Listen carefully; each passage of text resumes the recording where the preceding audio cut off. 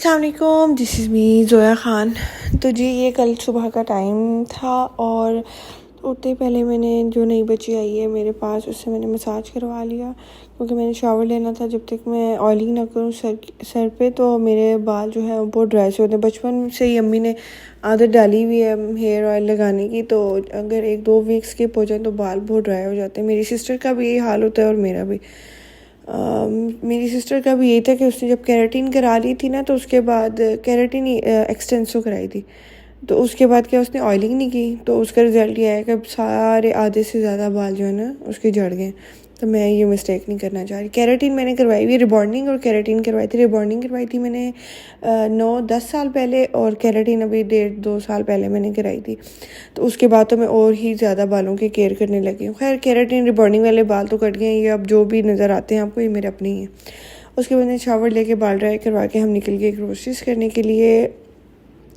और बस यहाँ पे हमने ग्रोसरीज़ की, मीट वगैरह लिया, सारे मंथ का सारी चीज़ें हमने यहाँ से ले ली। बहुत हेक्टिक काम होता है। फिर उसके बाद वापस आके मैंने बच्ची को बोला कि सारी ग्रोसरीज जो है वो संभालो। ये बीच में ये भी तो होता है ना, ये वो वाला हिसाब होता है, मालिक इतना खर्चा हो गया तो एक लेस का पैकेट भी ले ही लेती हूँ। तो बस यहाँ पे मैंने उसको बोला सबसे पहले मीट वॉश करके और जिप लॉक बैग में डाल के तुम रख दो, क्योंकि मुझे मीट का होता है, क्योंकि हमारे घर में मैंने आपको बताया था ना चींटियों का इशू बहुत ज़्यादा है। तो मेरी प्रेफरेंस होती है हमेशा ग्रोसरीज के बाद कि मीट सबसे पहले जो है ना वॉश होके और वो उसमें चला जाए फ्रीज़र में। उसके बाद मैं घर की रेनोवेशन करवा रही हूँ, तो यहाँ पे हमारे पेंट वाले आए हुए थे, वो सारा जो है ना पेंट करवा रही हूँ, क्योंकि बैरिया के जितने भी घर हैं ना उन सब का ये हाल हुआ है। जो बीच में बारिशें आई थी ना 2-3 महीने पहले, सारे बैरिया के जो घर है ना उसमें सेम आ गई थी। तो अभी फ़िलहाल तो पेंट करवा रही हूँ, लेट्स सी, मेरे ख्याल से 2-3 मंथ तक फिर मैं इसमें पाइलिंग करवा लूँगी सारी दीवारों पे, ताकि क्योंकि पेंट से तो जान नहीं छूटेगी फिर हमारी। तो मेरा मीट का ये होता है हिसाब किताब कि मैं ना जितना भी मैंने बीफ लेना होता है उसकी 4th क्वांटिटी में लेती हूँ हड्डी वाला, बाकी सारा मैं लेती हूँ बीफ बोनलेस। और चिकन जो होता है वो बिल्कुल नॉर्मल जो कढ़ाई कट वो करके देते हैं, बस वो वाला चिकन मैं ले लेती होती हूँ। सबको पहले इकट्ठा वॉश करके फिर उनको जिप लॉक बैग में रख लेती हूँ। पहले मैं नॉर्मल शॉपर में रखती थी, उसमें ये होता है कि चिकन बहुत ड्राई गंदा सा हो जाता है। जब से मैंने ये जिप लॉक बैग में रखना शुरू किया, उससे जो मीट की फ्रेशनेस होती है ना वो वैसी की वैसी रहती है। तो ये एक टिप है आप सबको मेरी तरफ से कि जिप लॉक बैग में अपना मीट रखा गया। ये यहाँ पे फिर मुझे बहुत शदीद भूख लग रही थी, क्योंकि एक तो मैं सुबह इस दिन बहुत जल्दी जागी हुई थी। काम वालों ने आना था, ये मज़दूरों ने आना था पेंट के लिए। देखे मेरे कमरे की क्या हालत हो गई है। तो सुबह से उठी हुई थी, रेस्टलेस दिन था बहुत ज़्यादा, मैं इतनी थक गई थी। फिर ग्रोसरीज करने चली गई, मेरा भूख से हाल बेहाल हो रहा था, मुझे ऐसे लग रहा था मैं अभी बेहोश हो जाऊँगी। तो जल्दी से फिर मैंने एयर फ्रायर में जो है ना अपना ये कबाब रखे और नगेट्स वगैरह रखे, ताकि मैं थोड़ा बहुत बेहतर हो जाऊँ। फिर मैंने चाय रख दी साथ, चाय के बगैर तो हमारी ज़िंदगी है ही नहीं ना। Chai is a must thing in our lifes, नहीं इन माई लाइफ। सो बस यहाँ पे जो है ना चाय बनाई मैंने, और बस मज़दूर चले गए थे। ये रात के 10:30 11-12 का टाइम है। तो यहाँ पे मैंने कपकेक बनाया, वो जो ब्राउनी मिक्स का डब्बा आता है ना उसका हाफ़ पैकेट मैंने लिया, उसकी रेसिपी मैं आपको दे रही हूँ। आपने यहाँ पे हाफ़ पैकेट ले लेना है ब्राउनी मिक्स, और मतलब आप कोई भी ले सकते हैं। इसमें रेड वेलवेट बहुत सारे फ्लेवर्स आते हैं। मैं क्योंकि फ़र्स्ट टाइम ट्राई कर रही हूँ, तो मेरा ये पहली दफ़ा था, तो मुझे इतनी बेकिंग की नॉलेज नहीं है, मतलब ज़िंदगी में मैं ये पहली दफ़ा बेकिंग कर रही हूँ। तो इस पे फिर मैंने ना वो बॉक्स पे जितनी भी चीज़ें लिखी हुई थी उन सबको मैंने हाफ़ कर दिया, ठीक है। अगर मैं पूरा बॉक्स डालती तो 2 अंडे जाते, क्योंकि अभी मैं हाफ़ बॉक्स कर रही हूँ, तो यहाँ पे जाएगा 1 अंडा। और वहाँ पे लिखा हुआ था फुल कप ऑयल और बटर, तो क्योंकि मैं आधा बना रही हूँ तो मैंने आधा कप जो है ना कुकिंग ऑयल जो है वो डाल दिया। बस उसको अच्छी तरह से मिक्स कर लूँगी। और डब्बे पे लिखा हुआ था 1/4 कप मिल्क, तो मैंने 1/4 का भी 4th कर दिया, मतलब बिल्कुल एक 2 घूंट बस ये मैंने इसमें डाल दिया। और जो थोड़ा सा ऑयल बचा हुआ था बस उसको भी इसमें डाल के अच्छी तरह से मिक्स कर दिया। इसमें करना कुछ भी नहीं है, बहुत ही ईजी है, easy to cook, easy to bake. तो बस इसको बस ये है कि विस्क सही से करना होता है।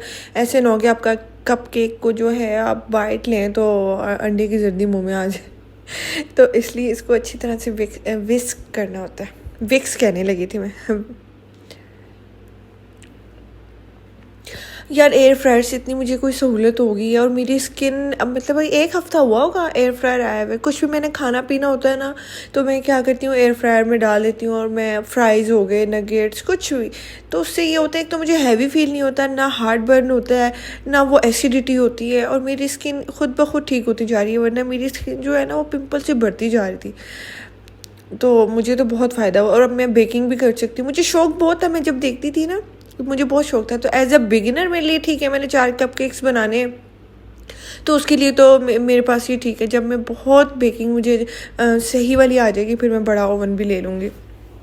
लेकिन अभी क्योंकि मैं अकेली होती हूँ और ये एक काम वाली होती है मेरे से, बस हम 2 लोग होते हैं, हमारी कोई इतनी बड़ी फैमिली तो नहीं है, तो उसके लिए ये बिल्कुल ठीक है। अभी मैंने इंशाल्लाह नेक्स्ट जाऊँगी ना मैं जब भी,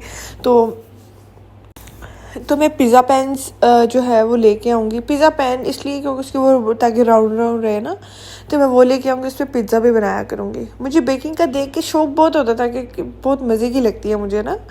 तो मेरा पहला एक्सपीरियंस था। इंशाल्लाह अगर मैं अच्छा करती थी तो फिर वो बेकिंग वाला बड़ा ओवन भी ले लेंगे हम। तो क्या कहते हैं, बस यहाँ पे जो है ना हो गया। लेकिन वही बात है, अम्मी भी मुझे ये बोलती हैं इतना तुम बड़ा ओवन ले लोगे, उसका फ़ायदा नहीं। हम फैमिली मेम्बर्स ही, हम 2, तो एक काम वाली और एक मैं होती हूँ, तो इतना बड़ा ओवन लेने का फ़ायदा भी तो नहीं है ना, ये बात है। तो बस इसको जो है, मेरे पास वो आइसक्रीम स्कूप नहीं था, उस पर तो लिखा हुआ था कि आपने आइसक्रीम स्कूप से इस तरह एक स्कूप इसमें डाल देना है कप केक्स में, वो नहीं था मेरे पास, तो मैं नॉर्मल देसी जुगाड़ अपना कर रही हूँ। और यार बहुत अच्छे बन गए थे। मैंने इसको 15-20 मिनट्स रखा था एयर फ्रायर में, इतने मज़े के फ्लफ़ी बहुत अच्छे बन गए थे। अभी मेरे पास कोई चॉकलेट नहीं पड़ी हुई थी, वरना मेल्ट करके ना मैं इसके ऊपर वो करती, एज अ गनाश जो है वो यूज़ करती, लेकिन वो मेरे पास थी नहीं, तो उससे तो और भी ज़्यादा फ्लेवरफुल हो जाएगा। बस मैंने 1-2 कपकेक्स खाए थे, बाकी टोटल बने थे हमारे 7 कपकेक्स बने थे, जिसमें से मैंने 2 खा लिए थे, और बाकी एज इट इज़ मैंने एयर टाइट कंटेनर में करके रख दी फ्रिज के ऊपर, मतलब नॉर्मल रूम टेम्परेचर, फ्रीज़र के अंदर नहीं। तो बस यहाँ पे जो है ना मैं कपकेक्स रखूँगी, और कितने प्यारे से 4 आ जाते हैं। आपने एक टाइम पे 1-2 खाने होते हैं, ठीक है, 2 फैमिली मेम्बर्स हैं, मतलब काम वाली और मैं, तो वह हम समझो हम 2-2 भी खाएं तो हमारे लिए तो इनफ है एयर फ्रायर, हमें वो बड़े ओवन की ज़रूरत ही नहीं है। वो तो जहाँ पे 8-9 फैमिली मेम्बर्स होते हैं, आपने एक टाइम पर बहुत ज़्यादा सारी बेकिंग करनी होती है, वो बड़े ओवन उसके लिए होते हैं।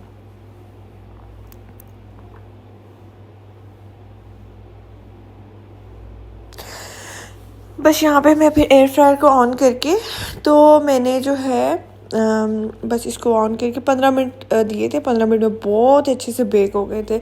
अभी लास्ट में आप इसकी लुक देखिएगा, और देखते ही देखते आप मेरे चैनल को लाइक, शेयर और सब्सक्राइब कर दें। तो मैं मिलती हूँ आपको एक नए व्लॉग के साथ, तब तक के लिए गुड बाय, बाय बाय।